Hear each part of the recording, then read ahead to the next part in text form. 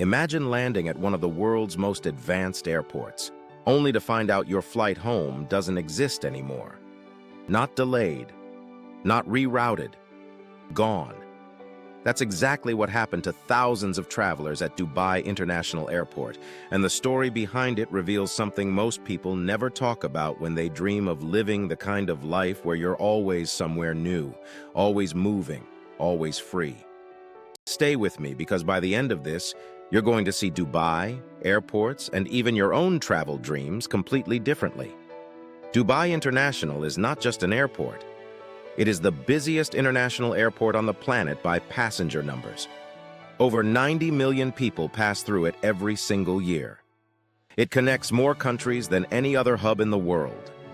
When it works, it is a machine of almost impossible efficiency. Gold shops inside the terminal, hotels built into the concourses, a city inside a city. But when it breaks in a way that reminds you exactly how fragile the whole system is. Here is what actually happened. Ground handling staff at a major airline operating out of Dubai went on strike. Not a rumor, not a threat. An actual coordinated work stoppage that rippled through check-in desks, baggage systems, and boarding gates almost simultaneously. Flights started getting canceled in clusters, then in waves. Passengers who had been planning trips for months, some for over a year, stood at departure screens watching their flight codes disappear one by one. Now think about that for a second. You are standing in an airport that looks like the future. Marble floors, digital everything, a terminal so large it has its own indoor climate. And yet the entire operation grinds to a halt because the people doing the invisible, unglamorous work decided they had had enough. That contrast is everything. Most travel content will show you the lounge, the views from the window seat, the hotel that costs more per night than most people's monthly rent. Nobody shows you what happens when the people who actually make that world run decide to stop. And that is exactly the conversation we need to have. The travelers caught in this chaos were not all first-time visitors.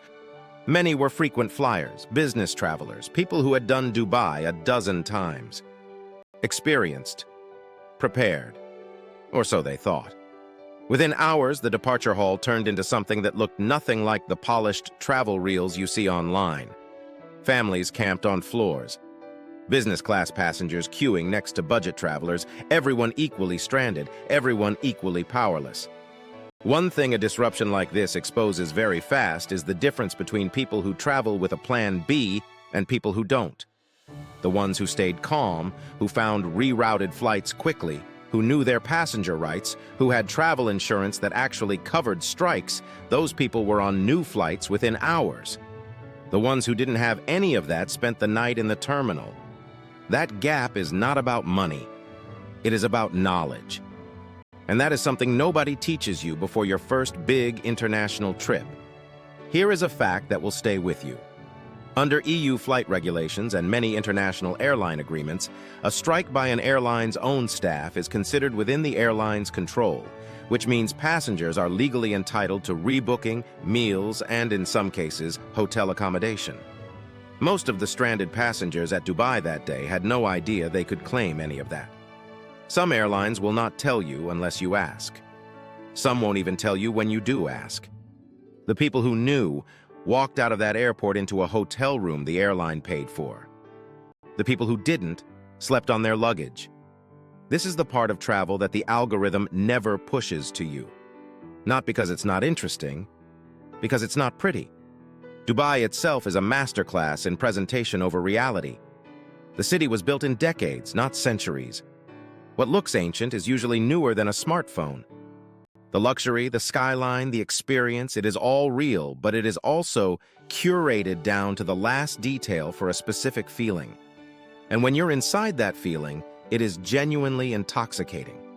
But the airport chaos pulled back the curtain, because behind every seamless premium travel experience is a workforce. Thousands of people on shift patterns, earning wages that would shock you if you saw them next to the price of a business class ticket. The strike did not come from nowhere. Workers had been raising concerns about pay, conditions, and treatment for months. The disruption was not random. It was the result of a slow pressure building until something gave. And now, think about where you are right now. You are probably watching this from somewhere that is not Dubai. Maybe from a city you have lived in your whole life. Maybe from a routine that runs the same way every single week. And part of you clicked on this video because some part of you is drawn to the idea of moving through the world differently. Not necessarily the gold shops and the business lounges, just the feeling of being somewhere else, of having a life with more range in it. Here is the thing that the Dubai airport story actually teaches you, and this is what most people miss entirely. The world of constant travel, the digital nomad fantasy, the luxury airport layover life, it is not a permanent state of peak experience. It is a skill set. It is preparation. It is knowing what to do when the departure board goes blank. The people who actually live this life long term are not the ones who get lucky.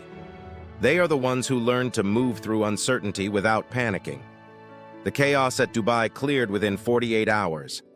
Flights resumed. The terminal went back to looking exactly like it always does. By the time you see polished travel content filmed there this week, there will be no trace of what happened. That is how fast the curtain goes back up. But if you were one of the thousands standing there with a canceled flight and no plan, the memory does not clear in 48 hours. That experience either breaks your relationship with travel or it completely changes how you approach it forever.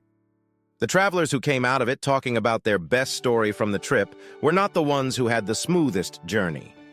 They were the ones who had been thrown into the chaos and found out they could handle it. That is what travel actually gives you, when you let it. Not the photographs, not the Instagram locations. The proof stored somewhere in your chest that you can land in a place you don't know, with a plan that has just fallen apart, and figure it out. Dubai airport went dark for a moment. Tens of thousands of journeys were interrupted, and somewhere in that interruption was a quiet question being asked of everyone standing there. How prepared are you really for the life you say you want?